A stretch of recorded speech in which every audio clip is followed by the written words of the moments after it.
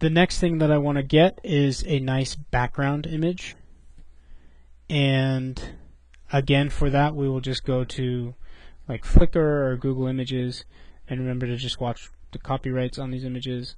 And then you can just, we'll be easily able to, if we put a background image right here, it's going to pop in right behind that house. And I'd prefer to get one that has kind of a little bit of mountains, and then a nice sky that matches the lighting I have in here. And then we should be set on the background. So I'm going to go look for one now. Alright, I found a little background image. I didn't find the mountains I wanted, but I did find a nice clean sky with just some trees. And those cause a nice barrier to kind of block your line of sight from going any further. So I put basic levels adjustment on it. Basic hue saturation. One thing I can do too, we'll see if this helps. If I copy the original RGB, if I hold down Alt and click on the eyeball next to it, it shows me just that. Okay, but I'm going to put this here under this new background layer I brought in, and then I'm going to turn off the alpha channel. And what that does is bring back the original sky we had. Okay, so now this one is being cut out where the sky is, but it's going all the way down through to this one where the sky isn't being cut out. So the sky is actually now there. So if I turn on the background, turn off the background, and turn on this layer again, now my sky is back. So to make this blend a little better with the scene, I can turn on my background again and then kind of turn down the opacity so that it blends in with that original background I rendered, because we know that was the right color. So now this one kind of blends in with that and looks pretty good. I'm still having major issues here with my alpha channel. You can see there's like this halo around it. There's a couple things you can do with that. You could do this here. If you take this and delete the mask altogether, it'll ask you apply mask to layer before removing. Just hit apply, yes. So it now just literally cut it out of there. Once you have that, you can select this layer and go to layer matting, remove white matte. Ooh, that didn't work. Let's do layer matting defringe by 2 pixels.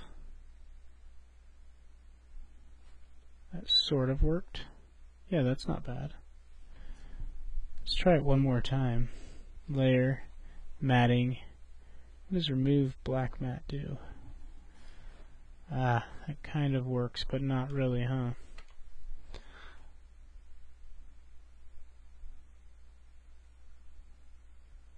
Let's undo that. Layer, matting, defringe, 1 more pixel.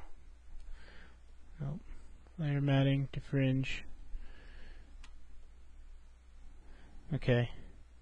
It sort of did what it's supposed to do, but there's still a little bit of fringe around that alpha channel that I'm not liking at all. So, you can also hold down Control and select this layer, and then select inverse, and then hit Control H to hide your selection, but then hit delete and delete again, and what it's doing is just chipping away at that fringe. I've selected everything on that has no pixels here. And sometimes you get like a half pixel there, and so that's what you're seeing in your fringe. So it's when you hit delete like that, it's just deleting those half pixels and kind of cleaning it all up. What you do sacrifice is some of the detail in your tree now. So these leaves look a little funky, but it looks better than it did with that fringe on it. Actually, I'm not liking... Whoops. And like I said, there's a lot of trial and error with this oh, I know what's going on.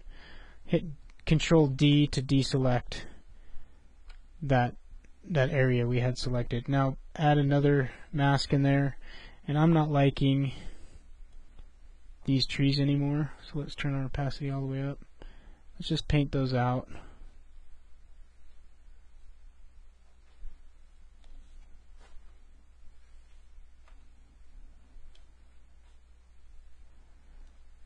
We'll have to paint them out below too. They got a little too messed up with our alpha channel. And you know what? A lot of this will be solved by just rendering at a much higher resolution. That's part of my problem here. This is really low resolution, so it has a hard time just cutting out an alpha channel perfectly when, you know, when the resolution is so small. You can see why it would have problems cutting out around things like that. Okay, let's just on this layer down below, we need to kind of, so if you're in the brush tool here and you hold down Alt, it'll sample this color right here and it'll change your foreground color to that. So then if I just, oh, that didn't work. Let's get a brush that's like an airbrush, sample right here, kind of paint out those trees a little bit. Let's turn the opacity down just a tad. Make sure we're feathering it in nicely. Sampling. Coloring it out so that sky is all blue and there's no more trace of those trees back there. Okay. Boy, that's not great, is it? Getting a little more trial and error than I had hoped here. Okay. Now we're looking pretty good. This is looking like a little cabin up in the woods somewhere with some natural grass. And I think we're ready to move on to some of our adjustment layers to just kind of put the finishing touches on this image. I really wish that we didn't have this big clump of trees right here that's so dark because it really stands out, but that is okay. You can always go back to your render and fix those kind of things if you so desire.